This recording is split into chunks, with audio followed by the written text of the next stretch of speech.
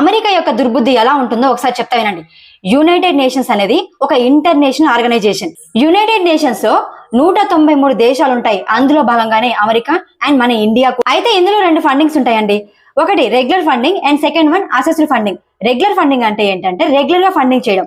Assessed funding అంటే ఏంటంటే ఒక దేశ ఆర్థిక స్తోమతని బట్టి నీ స్తోమత ఎంతైతే ఉందో దానికి తగ్గట్టుగా నీకు నచ్చినంత ఫండింగ్ చేయొచ్చు, కానీ ఖచ్చితంగా ఫండింగ్ మాత్రం చేయాలి అనేదే అసెస్డ్ ఫండ్. అయితే ఇందులో లిమిట్ ఉంటుందండి.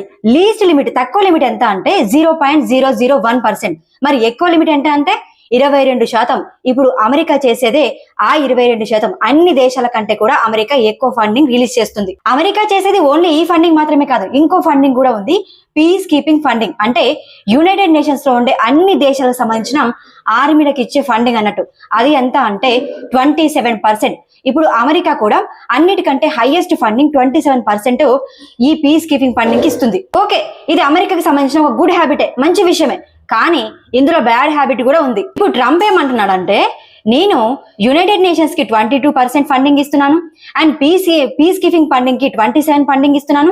వీటన్నింటినీ నేను ఆపేస్తాను, ఎందుకంటే మీరు నా దగ్గర ప్లాన్ చేస్తున్నారు కాబట్టి అంటున్నాడు. ఆల్రెడీ 2024 నుండి ఆ 22% ఉండే ఫండింగ్ ని ఎప్పుడో ఆపేసింది. ఇది మాత్రమే కాదు, అంతకు ముందు ఇంకో గొప్ప 3 ప్లాట్ఫామ్ నుంచి కూడా బయటకు వచ్చేసింది అమెరికా, మనీ కట్టలేక.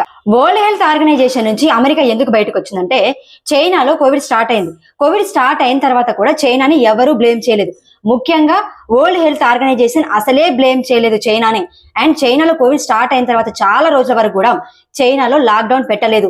దానివల్ల కోవిడ్ అనేది ప్రపంచమంతా వ్యాప్తి చెందింది అనే ఒక రీజన్ చెప్పి అమెరికా వరల్డ్ హెల్త్ ఆర్గనైజేషన్ నుంచి తప్పించుకుంది. ఇది ఒకటే కాదు, ఆల్రెడీ హ్యూమన్ రైట్స్ కమిషన్ నుండి కూడా తప్పించుకుంది అండ్ యునెస్కో నుండి కూడా బయటపడ్డది. ఇప్పుడు కూడా అమెరికాకి యుఎన్ మీద కోపం వచ్చింది కాబట్టి యుఎన్ నుండి బయటపడే అవకాశం ఖచ్చితంగా ఉంటుంది. అంటే యుఎన్ నుండి విడిపోయే అవకాశం ఖచ్చితంగా ఉంటుంది.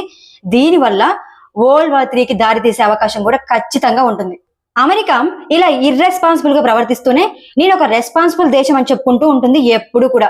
ఇది అలా పక్కకు పెడితే మన ఇండియాలో యుఎన్ యొక్క వాటా ఎంతో తెలుసా? 1.044%. అయితే ఇక్కడ ఒక ప్లాన్ ఉంది.